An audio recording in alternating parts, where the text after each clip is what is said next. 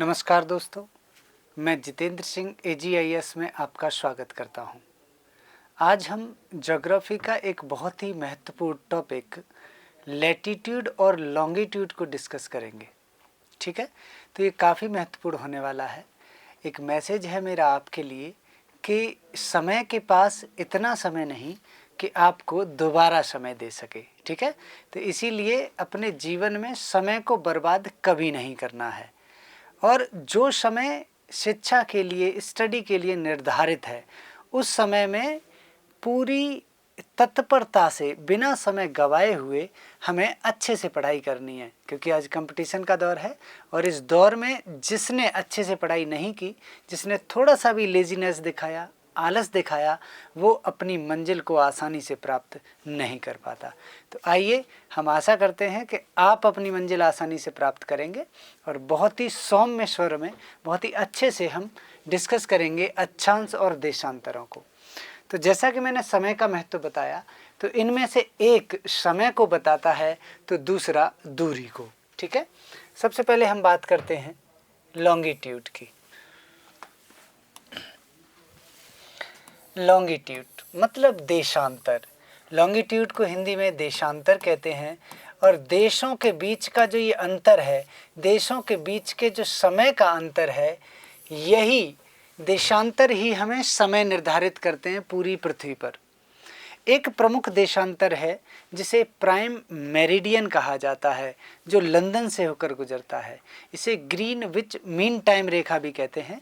और इसी रेखा से पूरब और पश्चिम दोनों तरफ समय का निर्धारण किया जाता है। देशांतर को डीप में पढ़ने से पहले हम अक्षांश को पढ़ेंगे। किसे पढ़ेंगे? अक्षांश को, मतलब लैटीट्यूड को। ये अक्षांश हमें दूरी, अक्षांश हमें तापमान बताते हैं। क्या बताते हैं? तापमान। जिस प्रकार 0 डिग्री देशांतर है, 0 डिग्री लैटीट्यूड है, जिस तरीके से 0 डिग्री लॉन्गिट्यूड है, उसी तरीके से 0 डिग्री लैटीट्यूड है। लैटीट्यूड बोले तो अक्षांश और लॉन्गिट्यूड बोले तो देशांतर। तो आइए सबसे पहले हम अक्षांश रेखाओं की बात करते हैं। बात करने से पहले मैं आपको बता दूं कि ये जो अक्षांश रेखाएं हैं, ये रेखाएं काल्पनिक हैं, वर्चुअल हैं। ये वास्तविक में हैं ही नहीं, बस इन्हें माना जाता है।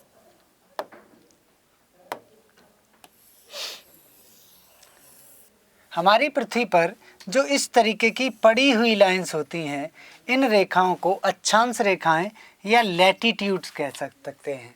अगर इंग्लिश और हिंदी में अगर आपको समन्वय बिठाना है, समझने के पॉइंट ऑफ व्यू से देखना है, तो आप इसे एक ट्रिक से याद रख सकते हैं। लैटीट्यूड मतलब लेटने वाली लाइन, तो ये लेटी हुई लाइन है। ठीक है, तो ये लैटीट्यूड है। इसमें सबसे महत्वपूर्ण लैटीट्यूड है 0 डिग्री लैटीट्यूड या 0 डिग्री अक्षांश। इसके अलावा पूरी पृथ्वी पर कुछ ही अक्षांश ऐसे हैं जो हमें पढ़ने हैं, जो एग्जाम पॉइंट ऑफ व्यू से मोस्ट इम्पोर्टेंट हैं। इनमें 0 degree latitude, 23.5 degree latitude north में और 23.5 डिग्री लैटीट्यूड साउथ में। इस तरीके से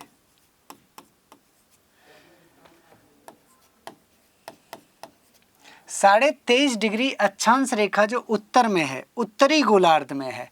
हाँ, एक बात और कि ये जो भूमध्य रेखा है, जिसे विषुवत रेखा या 0 डिग्री अक्षांश रेखा कहते हैं या 0 डिग्री लैटीट्यूड कहते हैं, ये रेखा से ऊपर का गोलार्ध, ये आधा गोला, इसे इंग्लिश में हेमिस्फीयर कहते हैं। तो नॉर्थ हेमिस्फीयर में 23.5 डिग्री जो लाइन है, इसे ट्रॉपिक ऑफ कैंसर, हिंदी में कर्क रेखा कहते हैं। इसके नीचे दक्षिणी गोलार्ध में, सदर्न हेमिस्फीयर में जो लाइन है, इसे मकर रेखा के नाम से जाना जाता है। इसे इंग्लिश में ट्रॉपिक ऑफ कैप्रिकॉर्न कहते हैं। ठीक है, तो ये है कैप्रिकॉर्न और ये है कैंसर। इसके अलावा हमें एक 66 डिग्री रेखा भी पढ़नी है।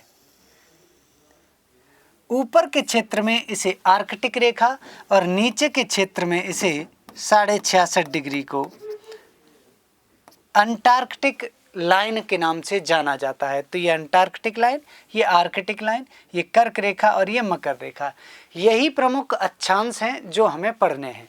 तो सबसे पहले हम 0 डिग्री अक्षांश को पढ़ेंगे, मतलब विषुवत रेखा को पढ़ेंगे, जिसे इंग्लिश में इक्वेटर कहते हैं। इसकी सबसे पहली बात यह है कि ये पृथ्वी के केंद्र से, जो पृथ्वी का क्रोड है उन अंदर, वहाँ से लेकर 1 डिग्री के कोण पर कुछ इस तरीके से, जैसे ये अर्थ है, अर्थ के अंदर ये इसका सेंटर पॉइंट है। इस सेंटर पॉइंट से, और ये सेंटर पॉइंट अगर ऊपर सरफेस पर देखा जाए तो ये 0 डिग्री विषुवत रेखा पर ही है, इस पर है। तो इससे 1 डिग्री का अगर एंगल बनाया जाए, 1 डिग्री का, तो 1 डिग्री का अगर एंगल बनाया जाए तो ये आगे को सरफेस पर जाकर इसकी जो लेंथ है, ये पूरी डिस्टेंस जो है वो 111 किलोमीटर हो जाती है।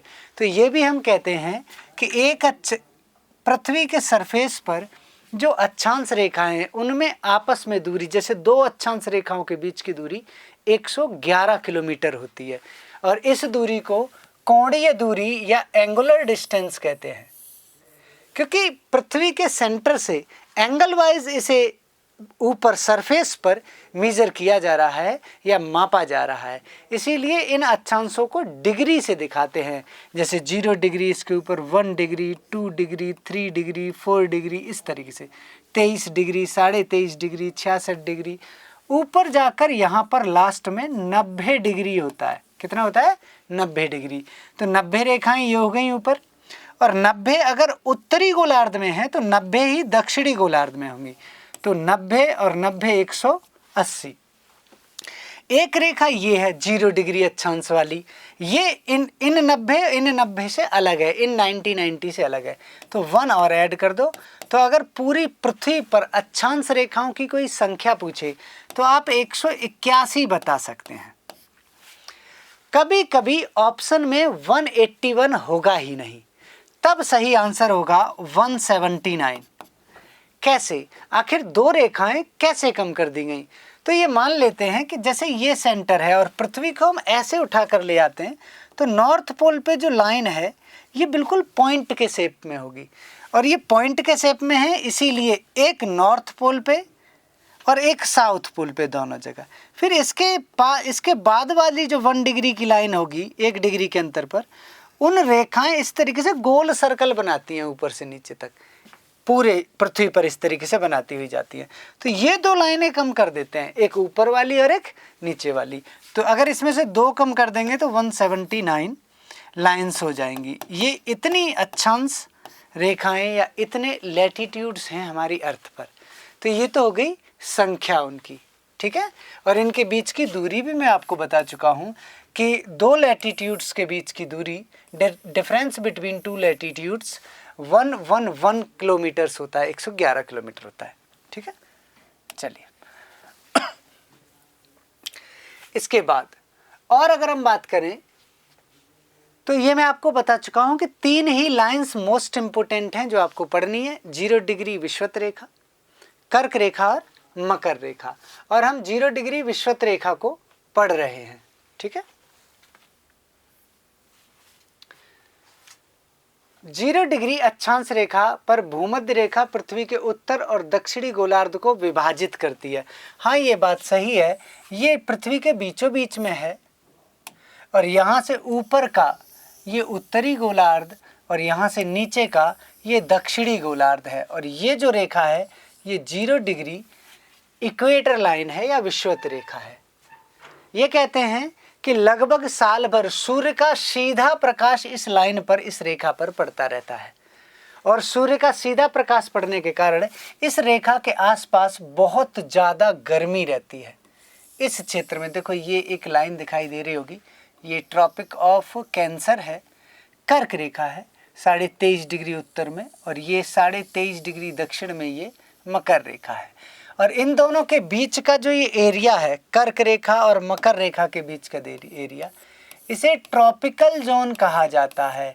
इस क्षेत्र में सबसे ज़्यादा गर्मी पड़ती है। इसे हिंदी में उष्ण कटिबंधीय क्षेत्र कहते हैं। बेटा क्या कहते हैं? उष्ण कटिबंधीय क्षेत्र। चिपचिपा मौसम रहता है, बहुत ज़्यादा गर्मी रहती है। इस क्षेत्र में जो देश है वहाँ की जो जनता है वो भी बहुत ही डार्क टाइप की होती है। जितने हम इस इक्वेटर लाइन के पास चलते चले जाएंगे, वहाँ की जनजाति, वहाँ के लोग रंग में बहुत ज़्यादा सांवले हमें देखने को मिलेंगे।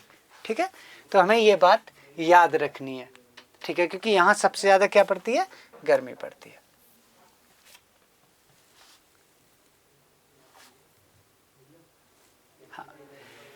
ये कहते हैं कि भूमध्य रेखा पर सूर्य की सीधी किरणें साल भर पड़ती हैं और साल में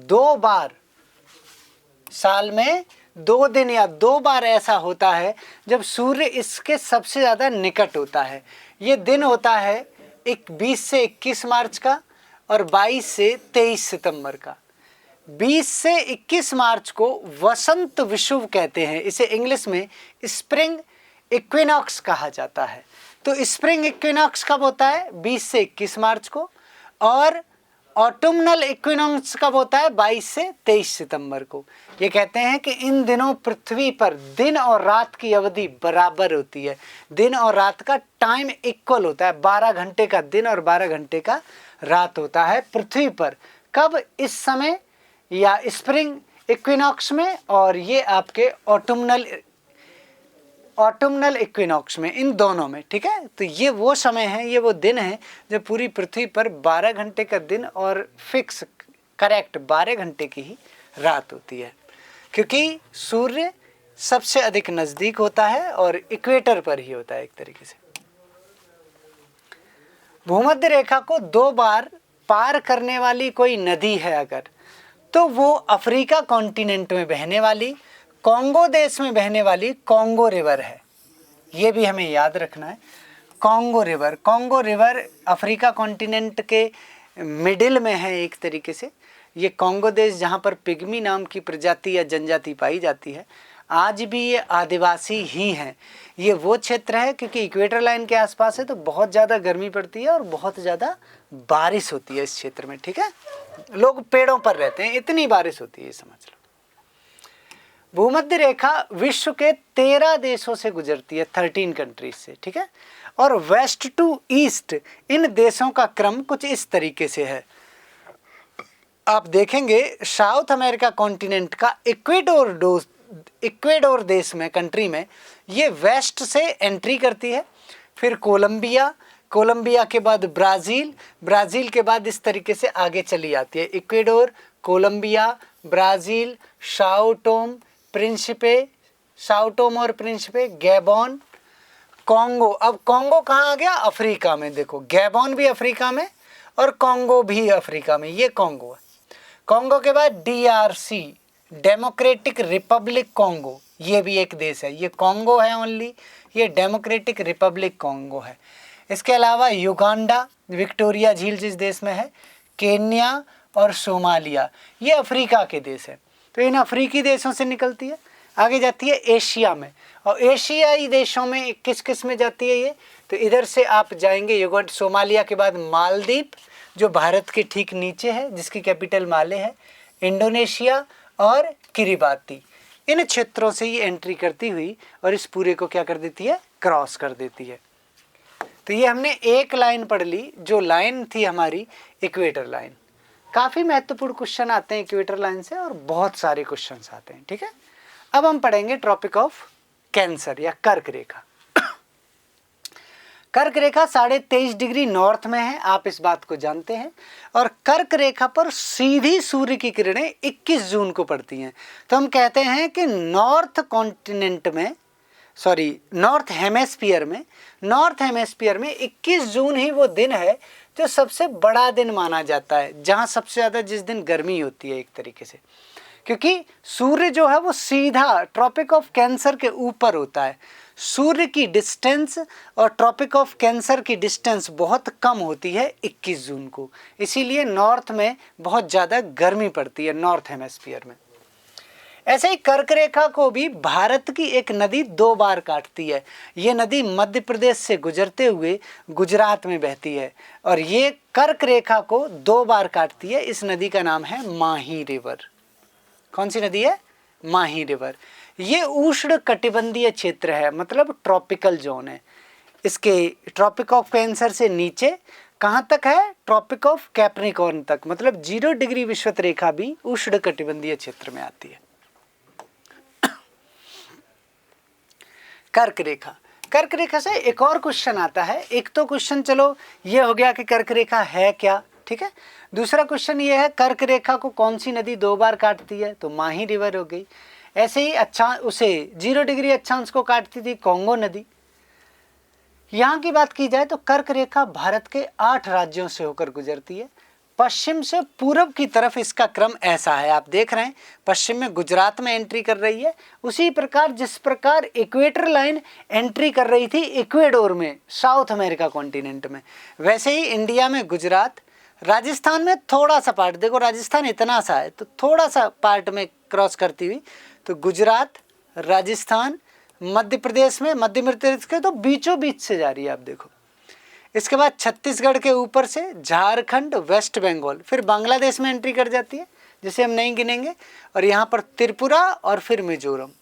तो ये मिजोरम, त्रिपुरा, पश्चिम बंगाल, झारखंड, छत्तीसगढ़, मध्य प्रदेश, राजस्थान और गुजरात, ये 8 राज्य भारत के ऐसे हैं जिनसे कर्क रेखा होकर गुजरती है। ये क्वेश्चन भी मोस्ट इम्पोर्टेंट है, इसे आपको याद रख लेना है।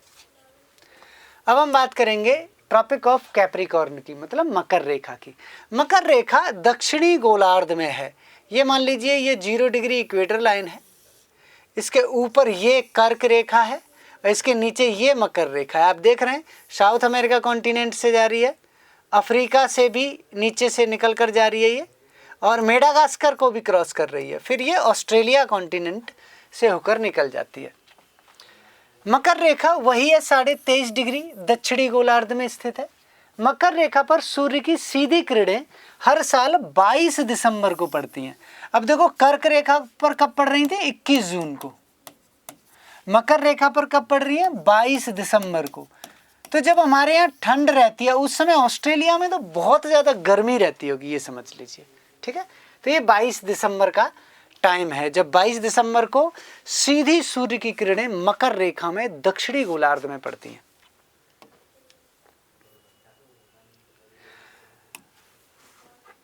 लैटिट्यूड्स खत्म हो चुके हैं, हमने कर्क, मकर और 0 डिग्री अक्षांश रेखा पढ़ ली है। एक बार मैं आपको फिर से रिवाइज करा देता हूँ, दिखा देता हूँ। ये इक्वेटर है, देखिए ये इक्वेटर लाइन है 0 डिग्री, इसके ऊपर ये ट्रॉपिक ऑफ कैंसर है, ये ट्रॉपिक ऑफ कैप्रिकॉर्न है, और इस दोनों के बीच का क्षेत्र ये पूरा ट्रॉपिकल जोन कहलाता है। बहुत गर्मी, बहुत चिपचिपा सा मौसम रहता है, लेकिन यहाँ पर वनस्पतियाँ बहुत होती हैं, पेड़ पौधे, जीव जंतु बहुत होते हैं।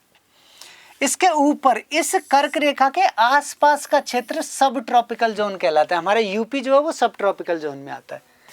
इसके बाद 66.5 डिग्री जो ये आर्कटिक वृत्त है, इसे टेम्परेट जोन कहा जाता है। यहाँ ठंड होती है, काफ़ी ठंड शुरू हो जाती है। ऐसे ही साउथ में भी 66.5 डिग्री है, जिसे अटलांटिक, एक तरीके से अटलांटिक तो नहीं, ये आर्कटिक है, और नीचे अंटार्कटिका है, तो ये अंटार्कटिका जोन है, ठीक है। यहाँ पर भी टेम्परेट या ठंड रहती है। तो ये आप समझ चुके होंगे ये सारी बात। इसकी बात हमने कर ली। अब हम बात करेंगे देशांतर की। जिस प्रकार अक्षांश पड़ी लाइन होती थी, लेटी हुई लाइन होती थी, वैसे ही उसके विपरीत जो अक्षांश हैं वो खड़ी हुई लाइन है। कैसी लाइन है? खड़ी हुई लाइन है। देशांतर किसी भी, अच्छा वो तो बात मैं ऐसे ही समझा देता हूँ आपको कि देशांतर खड़ी हुई लाइन है, ये भी कोणीय दूरी से ही मापी जाती है, इसीलिए इन्हें भी डिग्री में मापते हैं। अक्षांशों के विपरीत, अक्षांश एक दूसरे के समांतर होते हैं, पैरेलल होते हैं, ठीक है। अक्षांशों के बीच की दूरी चाहे कहीं भी माप लो आप पृथ्वी पर, बराबर रहती है लैटिट्यूड की। लेकिन ये लॉन्गिट्यूड है, ये नॉर्थ पोल पे, साउथ पोल पे तो मिल जाते हैं, और पृथ्वी के बीचों बीच में इक्वेटर लाइन पर ये दूर होते हैं एक दूसरे से सबसे अधिक। तो कहते हैं कि ये जो लॉन्गिट्यूड है, लॉन्गिट्यूड के बीच की सबसे अधिक दूरी कहाँ होती है? तो 0 डिग्री इक्वेटर पे या भूमध्य रेखा पर होती है। और कितनी डिस्टेंस होती है? तो ये 111.321 किलोमीटर होती है। इतनी एक और बात मैं आपको बता देता हूं कि दो देशांतरों के बीच की दूरी को गोरे कहते हैं। क्या कहते हैं? गोरे। ये भी क्वेश्चन आया है एग्जाम में कि गोरे क्या होता है। गोरे होता है दो देशांतरों के बीच की दूरी, ठीक है। और देशांतर बताते हैं टाइम, और अक्षांश क्या बताते थे? टेम्परेचर। जैसे 0 डिग्री से हम ऊपर बढ़ते चले जाते थे तो ठंड होती चली जाती थी, गर्मी कम होती चली जाती थी, और जैसे 0 डिग्री के नज़दीक आते जाते थे, इक्वेटर के नज़दीक आते जाते थे तो गर्मी बढ़ती चली जाती थी। ये टाइम बताता है। तो ये एक दूसरे के समांतर नहीं होती, ये पैरेलल नहीं होती। लॉन्गिट्यूड्स, लैटिट्यूड पैरेलल होते थे, ठीक है। इसमें लॉन्गिट्यूड में हमें 3 लॉन्गिट्यूड पढ़ने हैं जो मोस्ट इंपोर्टेंट है। पहला है प्राइम मेरिडियन, जिसे जीएमटी लाइन कहते हैं, जो लंदन से होकर गुजरती है। दूसरा आईएसटी लाइन, जो इंडिया की स्टैंडर्ड टाइम लाइन है, वो पढ़नी है हमें। और तीसरी इंटरनेशनल डेट लाइन। आ जाइए जल्दी से हम आगे चलते हैं पढ़ते हुए। ये भी पृथ्वी को 2 भागों में बांटती है, लेकिन कैसे बांटती है? ऐसे ऐसे, पश्चिमी गोलार्ध और पूर्वी गोलार्ध में, ठीक है। ये कहते हैं 1 डिग्री देशांतर में 4 मिनट का अंतर होता है। अब 0 डिग्री देशांतर है लंदन में। 0 डिग्री देशांतर कहाँ है? लंदन में, समझना। और लंदन से जो इंडिया की स्टैंडर्ड लाइन है ये है 82.5 डिग्री, ठीक है। 1 डिग्री कितना? 4 मिनट, ठीक है। तो 82 डिग्री में कितने मिनट हो गए? 82 डिग्री में कितने मिनट हो गए? तो 82 × 4, ठीक है। 2 और कर दो, 330, क्योंकि आधा डिग्री 2 मिनट का हो जाएगा, तो 330 मिनट। और 330 मिनट को अगर, क्योंकि ये मिनट है और इन्हें अगर हम घंटे में कन्वर्ट करें तो 5.5 घंटा होता है, 5 घंटा 30 मिनट। तो हम ये भी कह सकते हैं कि लंदन से हमारे इंडिया का टाइम 5.5 घंटे हमेशा आगे रहता है। लंदन में अगर 12 बज रहे होंगे दिन के, तो इंडिया में बज रहे होंगे 5.5 घंटे का अंतर होता ही होता है। और इस तरीके से टाइम डिसाइड करते हैं। हर देश का टाइम उससे गुजरने वाली लॉन्गिट्यूड लाइन से डिसाइड होता है। हर देश किसी एक लाइन को अपना टाइम जोन मान लेता है। हमने भी मान रखा है। हमने किसे मान रखा है? 82.5 डिग्री को। ये इलाहाबाद में मिर्ज़ापुर के नैनी नाम का कोई गांव है, वहाँ से गुजरती है, उत्तर प्रदेश में, ठीक है। तो ये आईएसटी लाइन है। मेन लॉन्गिट्यूड तीन है आपका। Standard time line, Indian standard meridian, जिन्हें हम बात कर चुके हैं। प्राइम मेरिडियन, जो लंदन से होकर ग्रीनविच मीन टाइम या ग्रीनविच वेधशाला से होकर गुजर रही है। लंदन का लंदन ब्रिज देखा है आपने? वहां से होकर निकलती है, ये गुजरती है।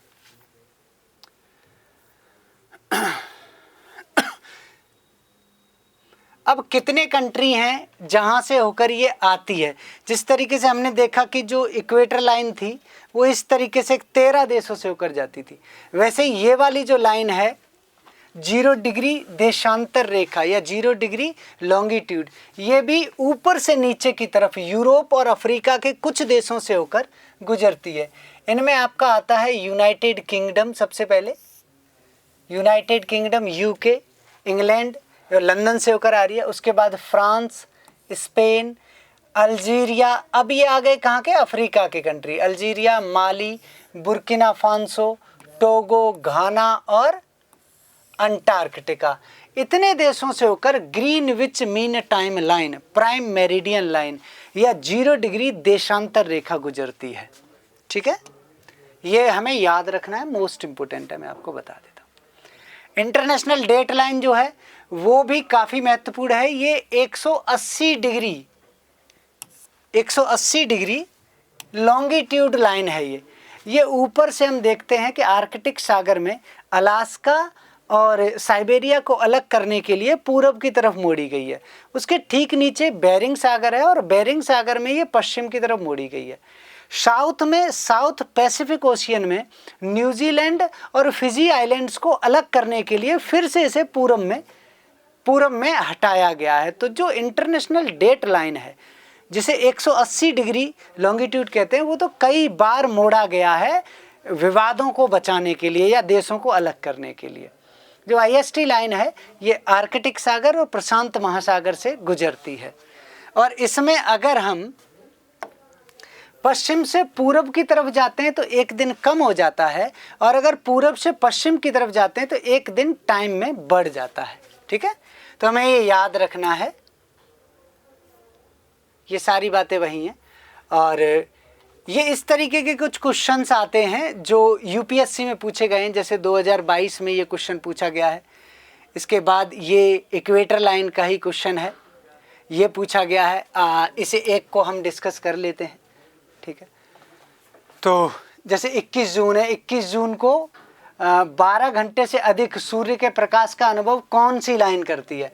तो इसमें 1 होगा, 2 होगा, 3 होगा कि 4 होगा? तो इसमें 4 आंसर सही है, 2 और 4, मतलब ट्रॉपिक ऑफ कैंसर और आर्कटिक सर्किल। तो इस तरीके से कुछ क्वेश्चंस भी बनते हैं।